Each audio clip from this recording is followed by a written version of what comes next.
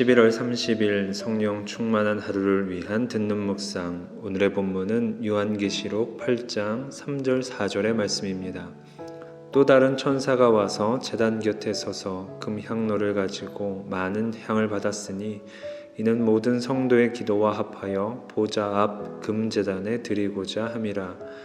향연이 성도의 기도와 함께 천사의 손으로부터 하나님 앞으로 올라가는지라. 아멘.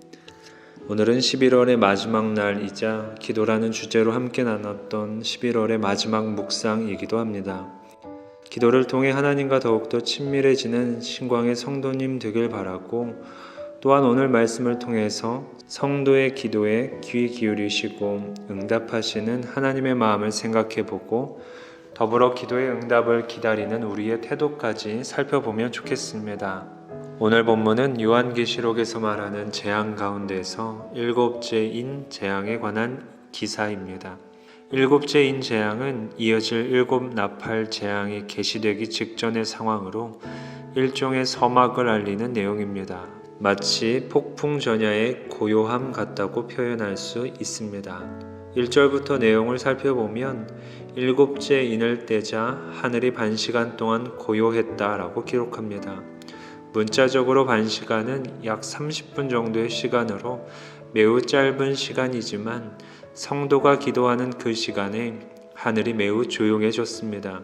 이는 마지막 일곱째 인이 떼어질 당시 숨막히는 정적이 엄습해 오는 것으로 마지막 심판을 기다리고 있는 이들 모두에게 해당되는 긴박함을 표현하고 있습니다. 또한 성도의 기도를 조금 더 주의 깊게 들으시려는 하나님의 마음으로 해석해 볼 수도 있습니다. 이어 하나님의 보좌 앞에 일곱 천사가 일곱 나팔을 받게 되는데, 여기서 나팔은 이후에 있을 재앙을 알리는 도구를 의미합니다. 또한 3절에서부터 5절까지를 보면 이때 또 다른 천사가 등장합니다. 그는 금향로를 지니고 있었고 그 금향로에서 나오는 향연은 성도들의 기도와 함께 하나님의 보좌 앞으로 올라가고 있다라고 말합니다. 여기서 성도들의 기도를 향으로 표현하고 있는데, 이는 성도들의 기도가 하나님께 향기로운 제물로 연락되었음을 의미합니다.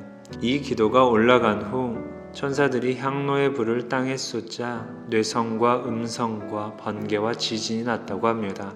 이는 성도의 기도가 하나님께 올려졌음과 동시에 엄청난 능력으로 응답되었음을 증거해 주는 것이기도 합니다. 하나님은 지금도 살아계셔서 성도들의 기도를 들으시되 우리가 알 수 없는 지혜와 섭리에 따라 각각의 기도에 응답하시며 역사를 이루시는 분입니다. 따라서 우리는 하나님께 기도할 때 이렇게 기도해야 합니다. 땅의 뜻을 하늘에서 이루는 것이 아니라 하늘의 뜻이 이 땅에서 이루어지기를 구해야 합니다. 그런 기준을 가지고 기도한다면 기도의 응답을 기다리는 우리의 태도도 달라질 것입니다. 욕심으로 가득한 우리의 시간표가 아니라 하나님의 영원하신 뜻의 시간표에 맞춰져 있음을 깨달았다면 즉각적으로 기도의 응답이 이루어질 수도 있고, 혹은 우리가 생각지도 못한 카이로스의 그때에 이루어질 수 있음 또한 알게 될 것입니다. 사랑하는 신광의 성도 여러분, 지난 11월 한 달 동안 기도에 대해 조금 더 생각해보는 시간을 가졌습니다. 하지만 알려고 노력할수록 더 어려워지는 게 기도일 것이고 또한 하나님의 마음일 것입니다. 그러니 우리는 차근차근 한 걸음씩 걸어 하나님께 더 가까이 나아가야 하고, 그렇게 걷기 위해 자신의 마음을 살펴볼 필요가 있습니다. 응답하시는 하나님을 신뢰하는 가운데 과연 내 모습도 그렇게 변화되고 있는가를 생각하며 하나님의 형상을 회복해가는 시간이 되길 바랍니다.